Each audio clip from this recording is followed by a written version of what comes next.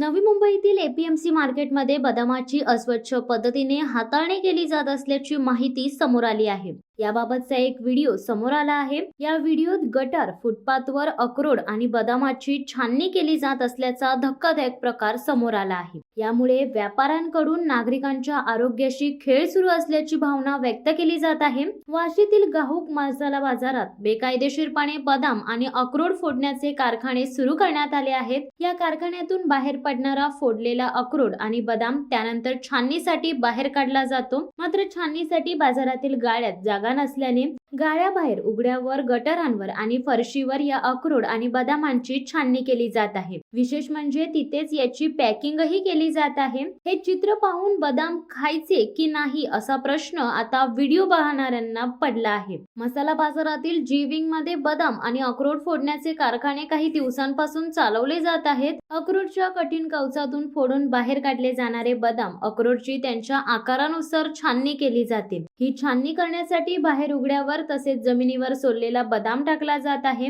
यानंतर तिथेच त्या महिला कामगार बदामाची छाननी करत आहेत। विशेष म्हणजे उघड्या पायाने या महिला कामगार या ठिकाणी वावरत आहेत, त्यामुळे त्यांच्या पायाखाली हे बदाम तुडवले जात आहेत। तिथे या बदामाची छाननी केल्यानंतर पॅकिंगही केली जात आहे। बदाम आरोग्यासाठी, शरीरासाठी पोषक असतात, त्यामुळे बुद्धी वाढते। त्यासाठी दररोज 4 बदाम तरी खावेत असे म्हटले जाते। कोरोना काळापासून बदाम खाणाऱ्यांचे प्रमाणही वाढले आहे, त्यामुळे बदामांना मागणी वाढली होती। बाजारात बदाम 1000 ते 1500 रुपये किलोच्या घरात विकले जात आहेत। मात्र या बदामाची हाताळणी मसाला बाजारात ज्या पद्धतीने होत आहे ते पाहून अनेकांना धक्का बसला आहे। पायाखाली तुडवले जाणारे बदाम का खावेत असा प्रश्न पाहणाऱ्यांना पडत आहे। यामुळे बाजारातील स्वच्छतेचा प्रश्न पुन्हा एकदा ऐरणीवर आला आहे। तसेच यामुळे नागरिकांच्या आरोग्याशी खेळ होत आहे। त्यामुळे बाजार समितीने याकडे लक्ष घालून हे प्रकार थांबवावेत अशी मागणी होऊ लागली आहे।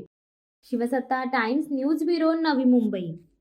दे धडक बेधडक वृत्त देणाऱ्या आपल्या शिवसत्ता टाइम्स न्यूज चॅनलला लाल बटन दाबून सबस्क्राईब करा आणि बेल आयकॉनला क्लिक करायला विसरू नका।